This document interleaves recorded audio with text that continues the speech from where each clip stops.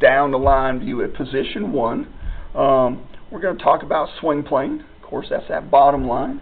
We also have a secondary plane. We're going to do that right above the trail arm, right through the elbow area.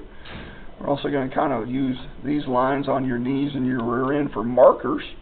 We'll do the same thing for old John here. And then, like I said, we're using him just because he hits it straight. Or he might have a little cut, or it might have a little draw to it. And then, of course, we'll watch what the head does. So really, there's not much I would talk about as far as in your setup. I think it looks good from this down-the-line view here. Now as we start to move into position 2, right, we're going to kind of want to see how the clubs and the hands move, right? And we'll see John, coming back up on that bottom line. Yours, if anything, just slight lift off of that bottom line. So that's, it's not a bad place. We're inside of our plane. If anything that's going on, there's a slight tendency of the club face turning or rolling a little bit, which is opening. So if we kind of looked at his club face, if it had eyes on it, his club kind of can still see the ball.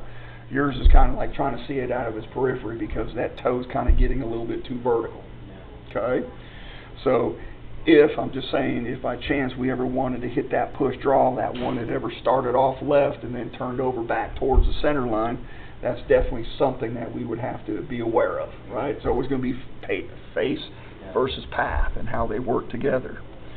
As we go to the next position in the swing, when the right arm or your lead arm is parallel to the ground, this is where we start to see a little bit of difference. Your hands kind of keep lifting vertically on that golf club, so we're not in the best possible position.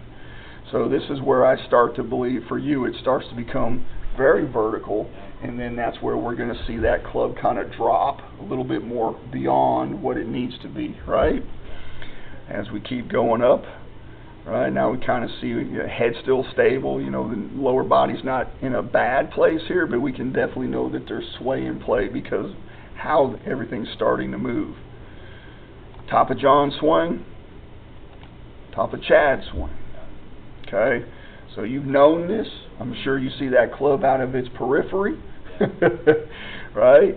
So what we just have some disconnection going on. So what we've got to do is learn better control of how this club is moving and keeping everything relatively more on plane.